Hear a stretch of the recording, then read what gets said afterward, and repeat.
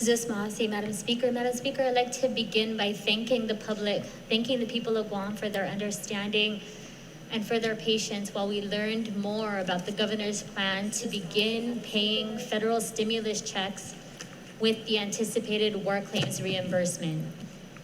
This was a policy that was announced while discussions on Bill 340 were set to begin.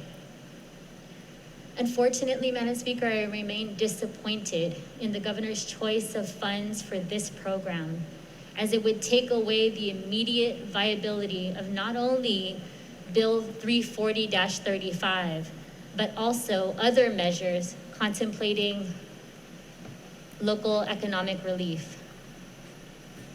I'm disappointed, Madam Speaker, that the governor would rather use $11 million to help about 7,000 families instead of the $15 million to help potentially 30,000 families. With that, Madam Speaker, I understand that to the governor, the most fiscally prudent thing to do is to spend money locally that will be reimbursed back to us. And I just want to be clear, it was unclear that this program would be reimbursed. So I do understand that part of the equation. Madam Speaker, after careful deliberation, I still believe that Bill 340 should be considered by this body, because even if funds don't exist for this to be the first local bridge to federal assistance, there may be a point drawn further down the road where our families can't afford to wait for the next wave of help from Washington. So I continue to be grateful to my colleagues for their support of Bill 340. This measure, entitled the Recovery, Income, Support, and Empowerment RISE Act of 2020, as this measure aims to send a clear message about legislative priorities during this public health emergency. So for these reasons, Madam Speaker, again, I move to set aside Bill 340-35. Sujos Masi. I don't understand. Senator Lee on I the don't motion either. to set aside Bill 340-35. Are there any objections? Hearing and seeing none. I'm lost. I thought she said she wanted to move it forward. Motion carries. Oh, well. Something happened. Vice Speaker I missed Nelson, it. Madam Speaker, Majority Leader. I'd like to make a motion that we recess until tomorrow so our bills can be engrossed. Oh and come my back for voting goodness. At 0900 hours. Oh, On that, we are in recess till 9 o'clock tomorrow. I think that means that there's no more Dictator Act. They Because- removed it. So- Ask. They were talking about 334. They were talking They were about talking about it. 334, then they skipped to 340. Yeah. No, they went on break. They went on break. Then they went straight to Yeah, 340. they went to 340, 334, and 335. We're still on the agenda.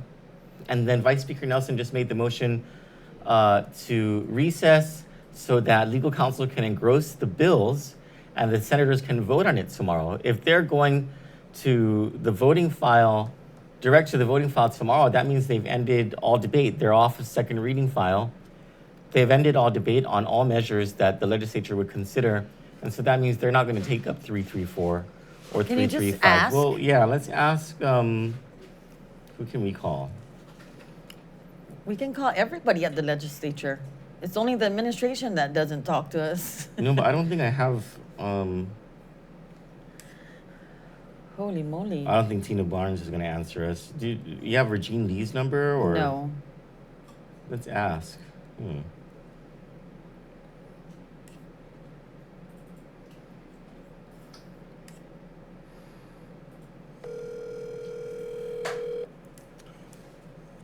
This would be breaking news indeed.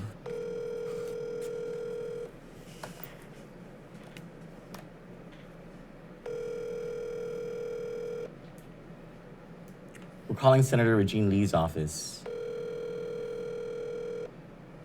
Oh, Phil says, sorry, debriefing with my boss. The 32nd Guam Youth Congress is now. What about Tello or Jim, we can try. Let's see. Let's try Tello.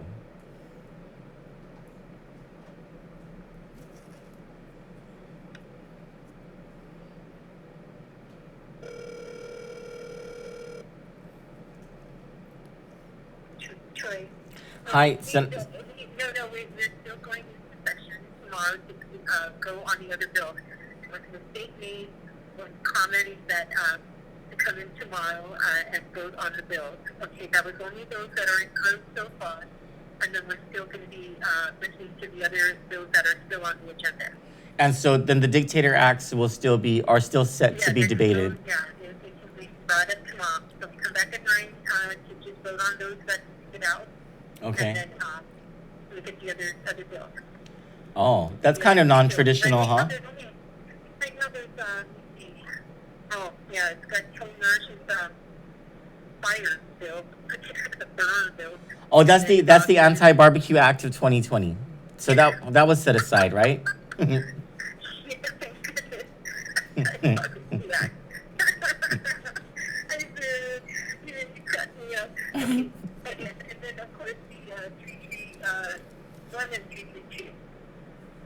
334 is sorry. 331 is the barbecue bill.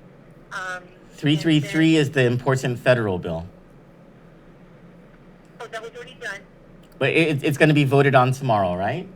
Yeah, it should be voted on tomorrow. Everything that we spoke about, third reading 5 should be voted on tomorrow. But the bills that you were asking, who is that? So the Dictator Act, 334 and 335. yeah, 334 and 335 will be pushed over to tomorrow then. And the barbecue bill, which, if it's no emergency. Okay. Oh my gosh. Okay. Thank you, Senator. Thank you so much. Anytime. We are going to call Speaker Tita Munya Barnes.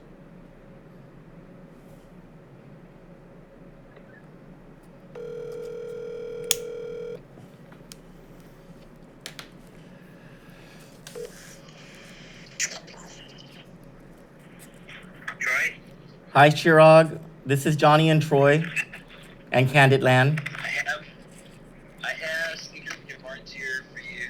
Thank you so much. Good evening. Buenas, Good evening, Speaker. Troy. Buenas.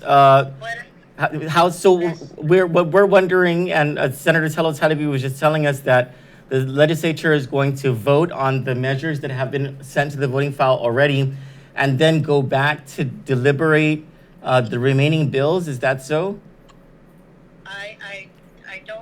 I recess. There's still several bills on the agenda Okay. that we have to take care of and dispose of. There have been several bills that have been set aside. We need to check with the colleagues if they're going to move it or not, and then we'll take it from there. But we just recess till 9 o'clock tomorrow. Okay. Bill 334 is still on the agenda. Bill 335 is still on the agenda. Bill 331 is still in the agenda, and 333,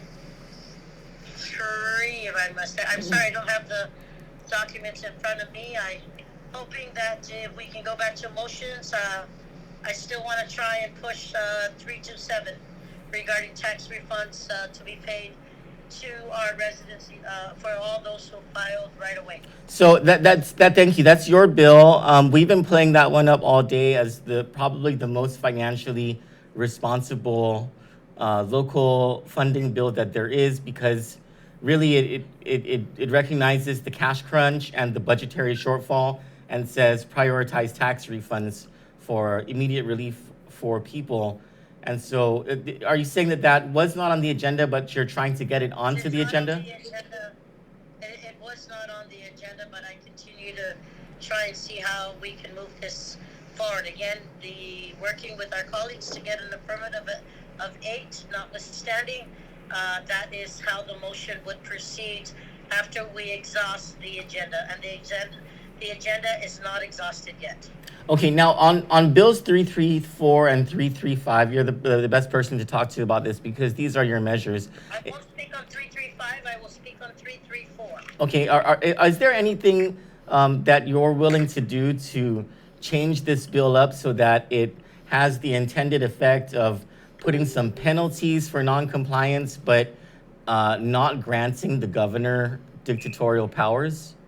Yes, and as you know, when the bill was first introduced, Troy, it did had a proposed fine of up to, not $5,000, but up to, meaning depending on what the conversation was, depending on what the amendments were, and that is how we deliberate on the floor. But the substituted version that I said that I was going to push was a version that reduces the punishment. The first offense, if violated on 334, would be $100 fine. There would, and if there's a second offense, it would be $250 fine. And if there was a third offense thereafter, then I would make it a misdemeanor. And I just want to say that the purpose of this bill is not to punish our residents or to take away from their liberties, Troy, but I want to share with you that it gives our island families the liberty to continue to still do their personal pharmacy run, their grocery store run, get dinner, but realizing that we really need to reduce the risk of being exposed to COVID-19. The only way to do this is to put measures in place. We understand that a lot of people are not following it. I know that there's been debate for and against that. Really, I've been receiving calls into the late hours of the evening, sharing their perspective. Some saying we're not doing it fast enough. Some saying we heard rumors that you really reduced the fine.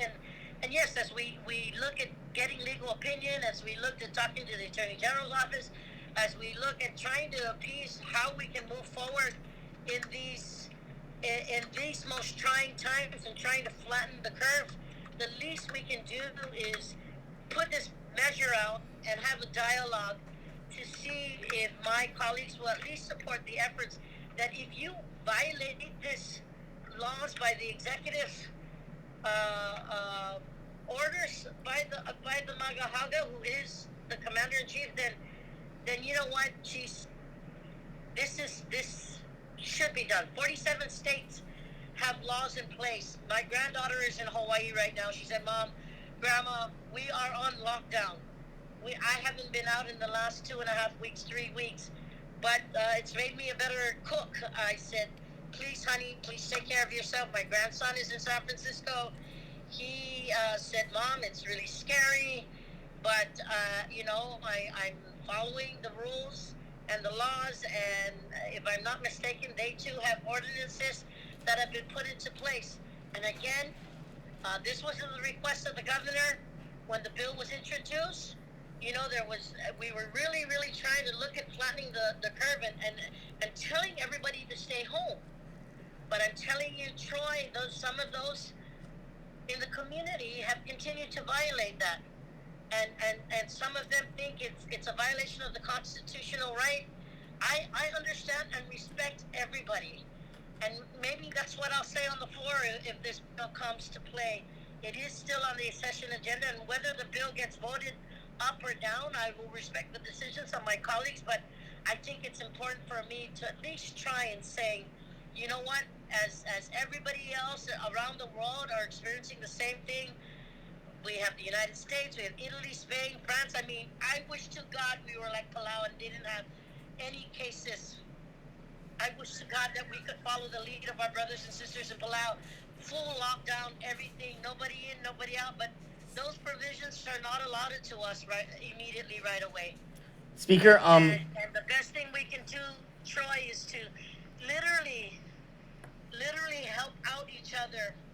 Stay home to help us out here in the community, to help the leaders make the right decisions, to saying, hey, if you cannot listen, then you're gonna suffer the fines that are imposed for not paying attention or for not listening. But it is to help save lives, Troy, and that's one of the reasons I did have reservations based on some of the procedures that are out there. But you know what, I just need to bring the discussion to the floor, so that I can hear what my colleagues have to say, and I will respect the decision of the caucus, but it is not $5,000. It was never meant to be up to $5,000. I mean, if there are any amendments by my colleagues on the floor, then I will respect every amendment, and then, of course, moving forward on that bill, it would be the affirmative. Speaker, would you be open to amendments from your colleagues that keep the fines, maybe even the tiered fine system that you have, but takes away this whole notion of the governor being able to jail people for violating, and it's not just any written orders that already exist, but any written orders that she has moving forward, which is why we've dubbed this the Dictator Act, is because it essentially gives the power, give the governor the power to enact statutes without the Guam legislature, and not just any statute, but criminal statutes.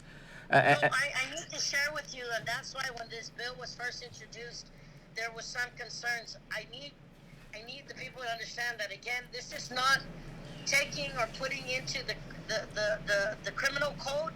We are looking at the Public Health Act, the statutes that are in with the purview of the public health emergencies, the pandemic, and all that.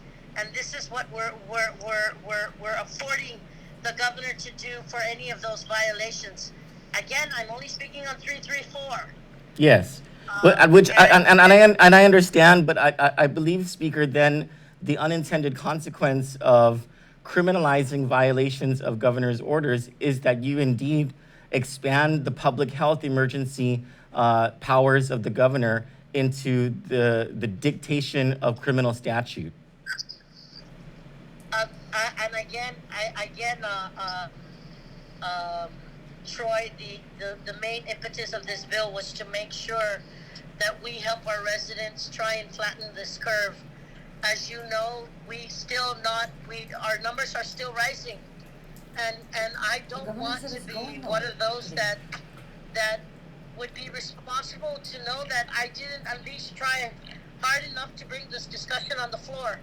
Like I said, I respect the decisions. If this bill goes on, I've made the necessary changes based on the advice of the Attorney General's office and concerns for and against what was sent to us from the public, from our residents. And I want to say that this indeed is a more amenable penalty to work with.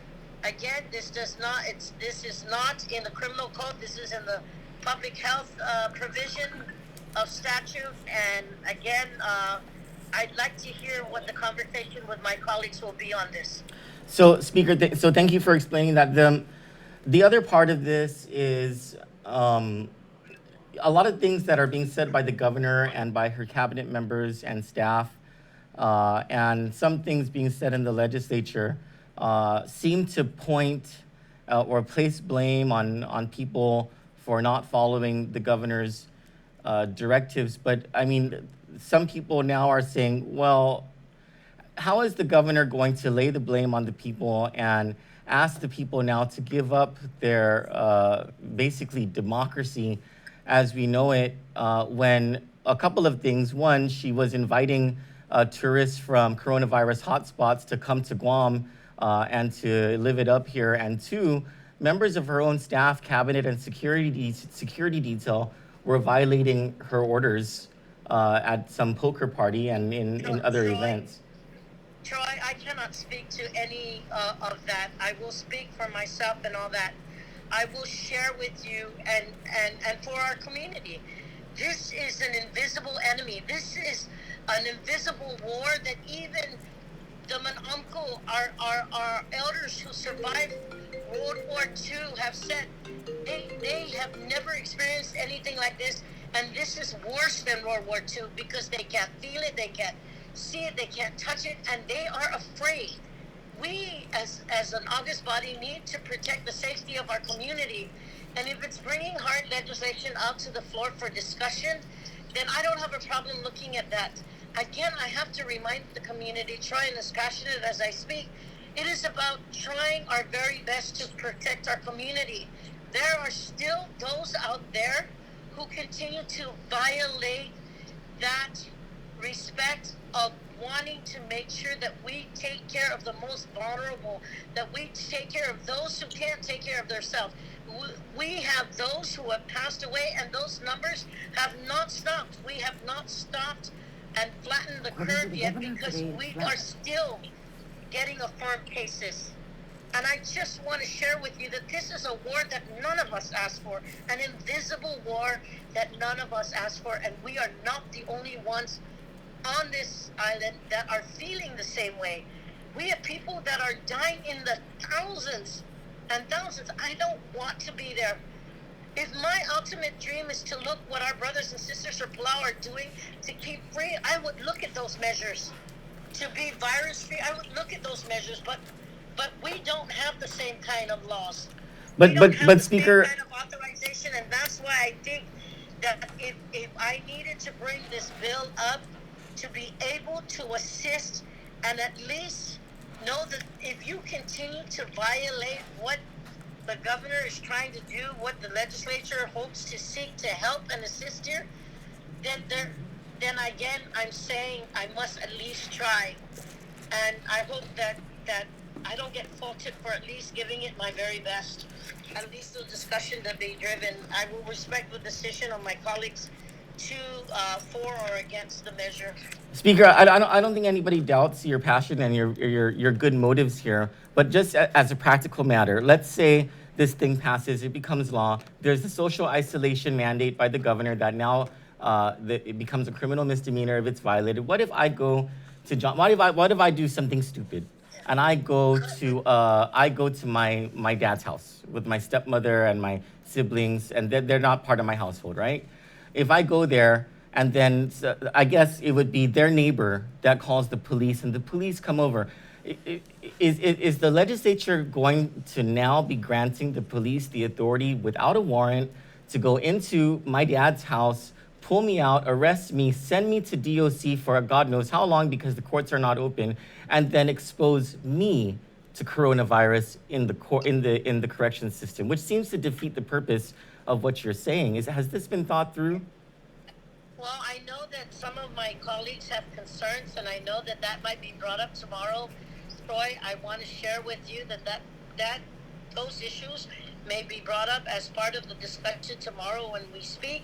And I wanted to share with you that literally when we looked at the bill as introduced and as revised, a lot of the considerations were taken into place, inclusive of the penalties and the fines. And it's like saying, first try, there's a fine, citation, second time, there's another fine, but third time, if you're just blatantly wanting to violate that, I think I need to share with you, then that's when you literally saying that, you know what, this individual just doesn't care for the value of life. And I know that public policy is in process here. You start with a concept, and then you try to get all 15 members to make it better. You look at amendments, you look at concerns, and I remember in the past when bills were done, sometimes after it's introduced, by the time the bill is finished, it's completely different, and it's either becomes not the way you want it or becomes 10 times better than what you anticipated. So again, Troy, please allow me the opportunity to at least discuss this measure for the sake of making sure that those who are truly are reckless to not affording the community the safety protocols that should be put in place to help our community flatten the curve and to help our community overcome this ordeal of this coronavirus.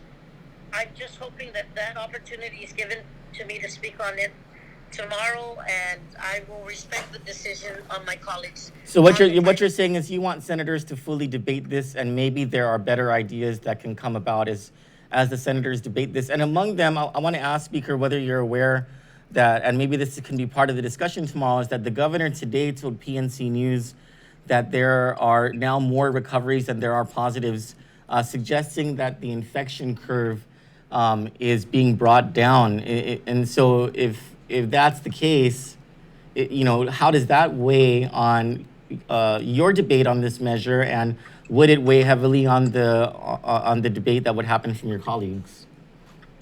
And again, Troy, I would welcome any discussion on the debate tomorrow if it gets on the floor for us to discuss. And I'm really hoping that based on those discussions, that this bill that is before us, as substituted, that would even become a better bill. And again, I literally would take the opportunity to support the efforts of what my colleagues want to do to either strengthen this bill, and if there's a request to work it back, I wouldn't hold it against them. So I just want you to know that I think it's important, Troy, to look at this matters. As is, there may be other bills that I've done continuing to work and to help our community. I've written to Department of Revenue and Taxation's Director, Daphne Shimizu, as it relates to our stimulus packages, the package that's before us, and what the governor has noted.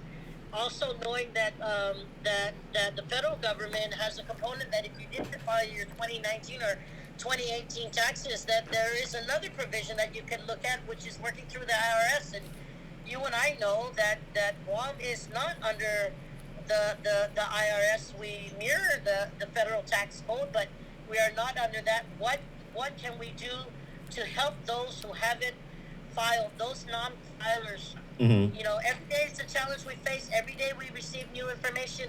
What I say to you today, Troy, may change tomorrow for the better, for the worse. I can't predict that right now, but I want to say from my heart that as we continue to work on these challenges that we face, I look forward to working closely with my colleagues and, of course, all the government of Guam stakeholders, the business community out there, the hotel community, and just everybody, because let me tell you, I wish I could say that this is not happening everywhere else. It's happening around the world, and this is an invisible war that none of us asked for. I wish, I never dreamed in my lifetime that this would ever happen to any one of us. But Understood. It's happening, and we have to really look at all the possible ways that we can work. And I'd be lying to you if I didn't ask the governor, what can I do to help? These were one of those provisions that came down from the governor. And that's why a couple of bills were introduced, because it was one of those requests,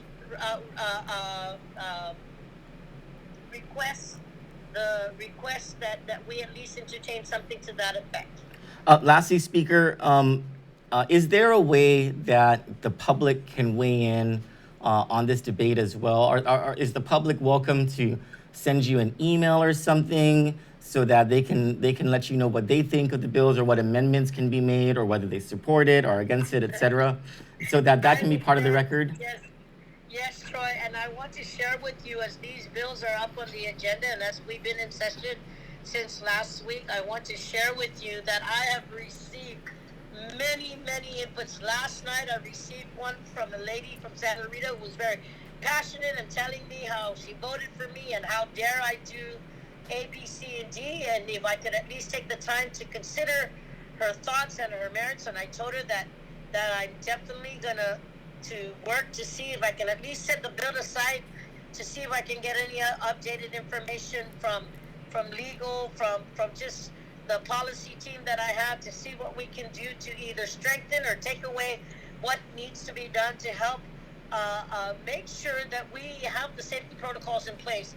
And yes, every day my email is speaker@guamlegislature.org. My phone number in the office that gets rerouted is 477-2520. My policy team that are still on a moment's notice, they are taking any and all things that come my way. My email, my personal email, and my office email are both being entertained. And again, speaker@guamlegislature.org. And my personal cell is 688-3686. And that was brought up again. And I give it to you, Troy. So speaker@guamlegislature.org. Thank you for that. Now, not calling you Madam Speaker, but Auntie Tina now. I'm curious about something, because Like we saw your facial expressions every time a senator asked for a recess, and I can swear to God that you were cringing every time a senator asked for recess. I wanted to ask you, just no holds barred here.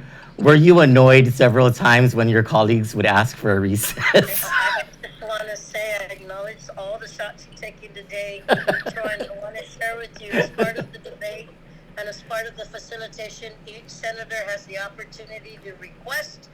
Each colleague of mine has the opportunity to facilitate that in order to make sure that what is being presented in front of them, that everything is in order. So as much as some may not like it, it is an opportunity to make sure that everything is in order.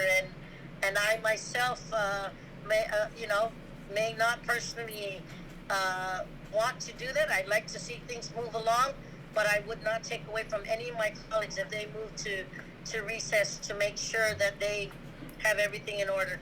I just want people to know that you're not the one who asked for the recesses most of the time. No, I am as a presider, Troy, I'm the facilitator, and I know Johnny's with you, and if there's any other questions, I'm more than welcome to. Yes, one more. I've got one more question, Senator or Speaker.